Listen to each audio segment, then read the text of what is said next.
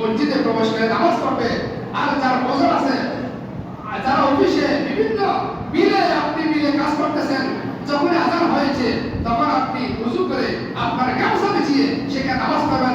আমার আল্লাহ বলেন, আমি এত খুশি হই যখন মানুষ তাদের কৃষি কাজে বা যে কোনো কাজে ব্যস্ত থাকার ফলেও যখন আল্লাহু আকবার বলে, যখন মুয়াজ্জিন আযান দেয়, আযানের ধ্বনি শোনার সঙ্গে সঙ্গে যখন তারা তাদের কাজ ছেড়ে দিয়ে সাময়িকের জন্য 5 মিনিট 10 মিনিটের জন্য ওযু করে গামছা বিছিয়ে আলের মধ্যে যখন নামাজ পড়ে, তখন আমি আল্লাহ অত্যন্ত খুশি হয়ে যাই। বলো সুবহানাল্লাহ।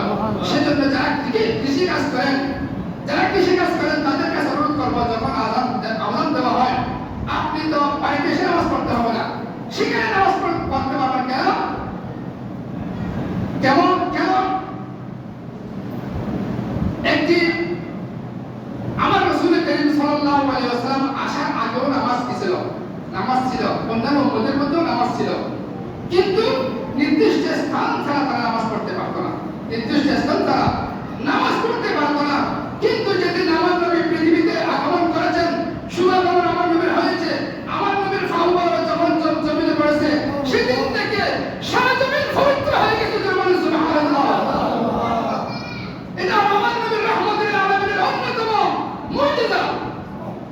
অন্য নবীদের সময় তারা নির্দিষ্ট স্থান ছাড়া ইবাদত করা ছাড়া কোনো কাজ নামাজ পড়তে পারতেন না, কিন্তু যেদিন আমার নবীর পৃথিবীতে শুভাগমন হয়েছে, ঈদের মিলাদুন নবী যেদিন আমার নবী দুনিয়াতে এসেছেন, আমার নবীর ফাউবার দুনিয়াতে লাগার সঙ্গে সঙ্গে সমগ্র পৃথিবী আল্লাহর রহমতে পাক করে দিয়েছেন। সুবহানাল্লাহ। সেজন্য বলতেছেন, শুধু ওয়াজুদাশ রাহমাতাল আলামিন মসজিদে উশুদ হামারো এ জমিন সারা দুনিয়া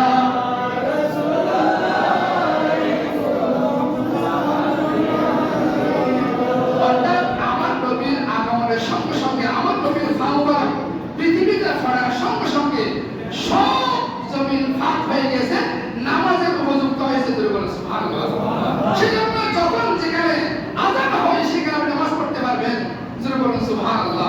তো অনুরোধ করব, এবং সাথে সাথে রাসূল করিম সাল্লাল্লাহু আলাইহি ওয়াসাল্লামের দরবারে অগণিত অফুরন্ত লাখ কোটি দরুদ সালাম প্রেরণ করছি, রাসূল করিম সাল্লাল্লাহু আলাইহি ওয়াসাল্লাম দুনিয়াতেও রব্বি হাবলি উম্মতি বলে আমাদের জন্য কাঁদতেছেন, আমাদের গুনাহ মাফ চাচ্ছেন, এবং আখিরাতেও আল্লাহর সামনে সিজদায় অবনত হয়ে উম্মতকে জাহান্নাম থেকে বাঁচাবার জন্য যে নবী আখিরাতেও আল্লাহর দরবারে সিজদায় পড়ে যাবেন, আমাদের জন্য সুপারিশ করবেন, সেই নবীর দরবারে লাখ কোটি অগণিত অফুরন্ত দরুদ সালাম প্রেরণের পর আমি একটি আয়াতে কারিমা তেলাওয়াত করেছি। আল্লাহ রাব্বুল আলামিন ঘোষণা করতেছেন, হে নবী, কুল ইন কুনতুম তুহিব্বুনাল্লাহ, হে নবী আপনি বলে দিন, তুহিব্বুনাল্লাহ, তোমরা যদি আল্লাহর ভালোবাসা পেতে চাও। আমরা সবাই আল্লাহর ভালোবাসা পেতে চাই কি চাই না? চাই না।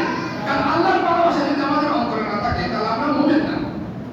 আল্লাহর নবীর ভালোবাসা যদি আমাদের অন্তরে, আমাদের হৃদয়ে যদি আল্লাহ এবং আল্লাহর রাসূলের ভালোবাসা না থাকে তাহলে আমরা মুমিন না। আল্লাহর নবীকে সম্বোধন করে আমার নবী ঘোষণা দিচ্ছেন, কুল, হে নবী আপনি বলে দিন, ইন কুনতুম তুহিব্বুনাল্লাহ, তোমরা যদি চাও আল্লাহর ভালোবাসা পেতে চাও, ফাত্তাবিউনি, তাহলে আমি নবীর অনুসরণ করো। সুবহানাল্লাহ। এখানে শর্ত জুড়ে দিয়েছেন, খেয়াল করবেন, আল্লাহর ভালোবাসা যদি পেতে চাই তাহলে আল্লাহর নবীর অনুসরণ করতে হবে। শর্ত হলো কি, আল্লাহর ভালোবাসা আমরা সবাই চাই, কারণ আল্লাহর ভালোবাসা ছাড়া আমরা কেউ মুমিন হতে পারবো না। তুহিব্বুনা ইন কুনতুম তুহিব্বুনাল্লাহ ফাত্তাবিউনি,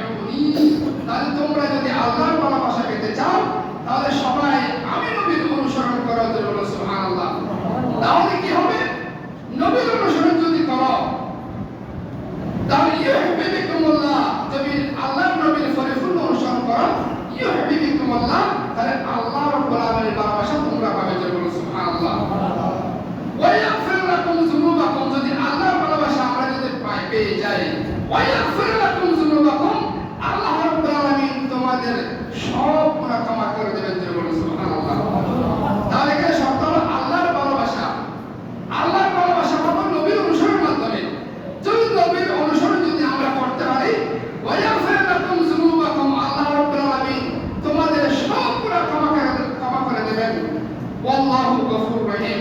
ইনি এমন এক প্রভু, এমন এক আল্লাহ, যিনি বান্দা যখন কোনো কিছু চায়, বান্দা যখন আল্লাহর কাছে গুনাহ করার পরে যখন প্রার্থনা করে, খায় মনোবাক্যে নরম হয়ে যখন আল্লাহর কাছে প্রার্থনা করে, আল্লাহু গফুর রহিম, আল্লাহ বলতেছে আমি তোমাদের গুনাহ ক্ষমাকারী ওয়া রহিম এবং দয়ালু।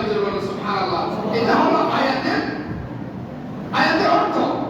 তাহলে এখানে আমাদেরকে আল্লাহ রাব্বুল আলামিনের ভালোবাসা যদি আমরা পেতে চাই, তাহলে আমার নবীর অনুসরণ ছাড়া আমরা কখনো আল্লাহর ভালোবাসা পাবো না।